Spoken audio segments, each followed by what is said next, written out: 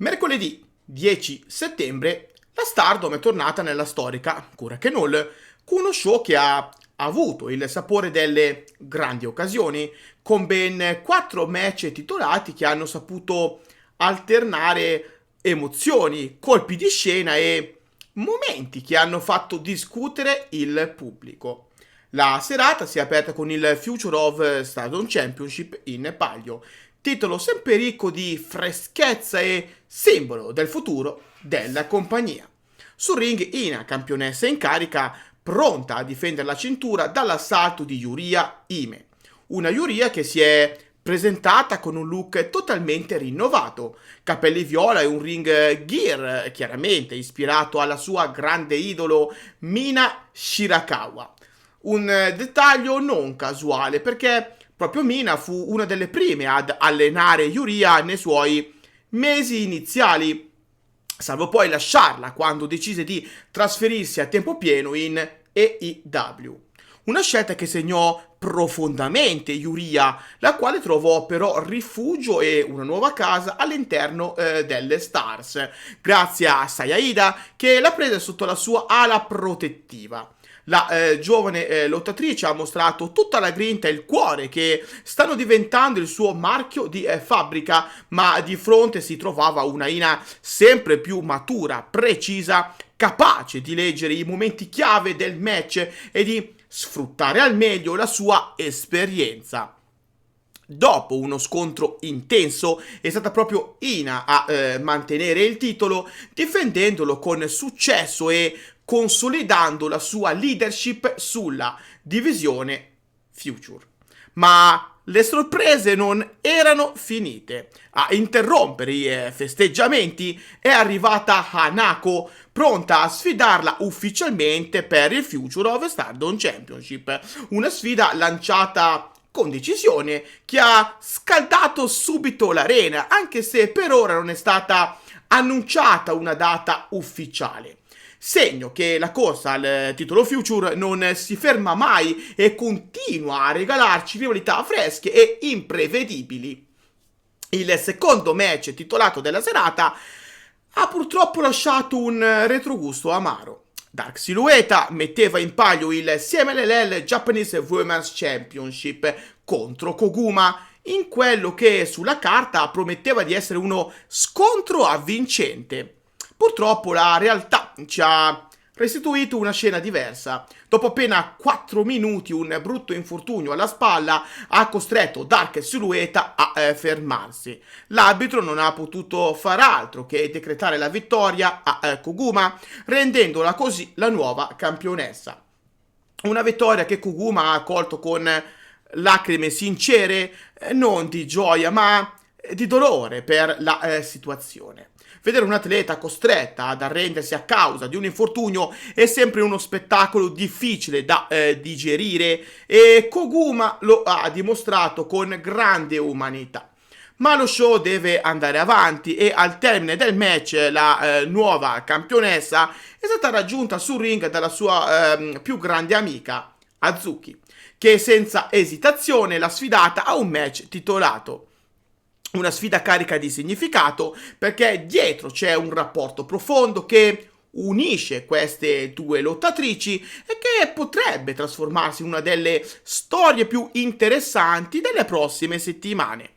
Anche in questo caso non c'è ancora una data certa, ma il pubblico ha già cominciato a immaginare lo spettacolo che potremmo vivere. Nel co-main event la scena è stata tutta per l'High Speed Championship, un titolo che da sempre regala match veloci, spettacolari e dall'alto tasso tecnico. Mei Seira, la campionessa in carica, ha dovuto difendersi dall'assalto di Yuna Mitsumori, un'atleta determinata e pronta a tutto pur di conquistare la cintura. Quello che ne è venuto fuori è stato un match combattutissimo dove entrambe hanno dimostrato le proprie qualità. Da una parte l'agilità e la rapidità di Mei Seira, dall'altra la forza e la resilienza di Yunamon. Nessuna delle due però è riuscita a trovare la chiave per chiudere la contesa nei 10 minuti regolamentari e così l'incontro è terminato in pareggio per time limit. Un finale che non lascia vincitrici né sconfitte, ma che ha subito acceso la scintilla per un rematch. Mei e Yune infatti hanno concordato con Taro Okada un nuovo incontro per stabilire una volta per tutte chi meriti la cintura. Ma a sorpresa la scena è stata interrotta da Waka Tsukiyama, che ha chiesto a sua volta una chance titolata, una richiesta che ha lasciato Mei Seira visibilmente perplessa. La campionessa ha preferito non dare una risposta immediata, rimandando la decisione. Segno comunque che la divisione High Speed sta diventando sempre più intricata e piena di contendenti, un segnale positivo tutto sommato per i fan, ma una sfida enorme ovviamente per chi porta la cintura. Il main event della serata ha regalato un colpo di scena clamoroso. Starlight Kid, Azumi e Miyu Hamasaki, campionesse in carica, mettevano in palio gli Artists of Stardom Titles contro Rina, Konami e Fukiden Dead. Un match che già alla vigilia era atteso con grande interesse, ma che nessuno si aspettava potesse concludersi così. A decretare la fine del regno delle campionesse sono state proprio Rina, Konami e Fukiden Dead, con quest'ultima che ha assistito da vicino alla manovra decisiva, la sottomissione con cui Konami ha costretto Starlight Kid a cedere. Una scena che ha fatto sobbalzare tutti i presenti e che ha portato a un cambio di titoli che in pochi avrebbero pronosticato. Ma permettetemi una riflessione personale. Trovarsi nel 2025 con Fukiden Dead campionessa è una di quelle cose che lasciano davvero perplessi. Non fraintendetemi, Fukigen è una figura storica, ha una sua identità ben precisa e riesce sempre a strappare una reazione al pubblico. Ma se guardiamo al roster incredibile che la Stardom ha oggi, al talento immenso che transita ogni settimana su questi ring, la sensazione è che si stia un po' sprecando un'occasione. Con nomi del calibro di Natsupoi, Saori Anu, Anan, Amisorei e così via, vedere Fukigen con una cintura in mano non può che far sorgere dei dubbi. È una scelta che fa discutere e sono sicuro che anche tra di voi ci saranno opinioni contrastanti.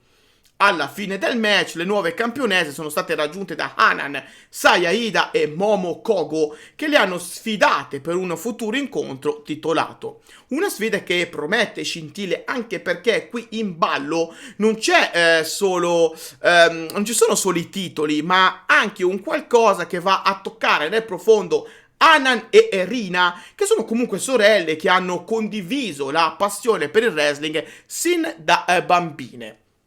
Una sfida, quella di Stars, che comunque non va a cancellare quella sensazione di sorpresa, quasi di stranimento che questo cambio titolato ci ha lasciato.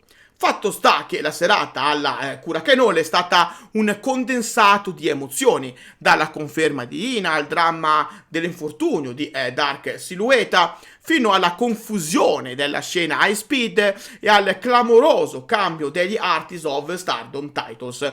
Uno show che ci ricorda quanto la Stardom sia imprevedibile e capace di sorprendere, nel bene e nel male. Io sono Kirito e anche oggi vi ho portato un pezzetto di Stardom sulla soglia delle vostre case. Lasciate un like, condividete questo video con quante più persone possibili e iscrivetevi al canale attivando anche la campanella per non lasciarvi sfuggire altri importanti contenuti sulla Stardom, la compagnia numero 1 al mondo per chi, come me, è innamorato del wrestling femminile. E parlando di wrestling femminile non posso non invitarvi a dare un'occhiata a Donne tra le corde, un progetto tutto dedicato al wrestling femminile mondiale con cui collaboro con enorme piacere proprio perché mi permette di dare ulteriore voce al women's wrestling. Trovate tutte le info qua sotto nei commenti. Grazie di cuore a tutti voi e alla prossima. Bye poi!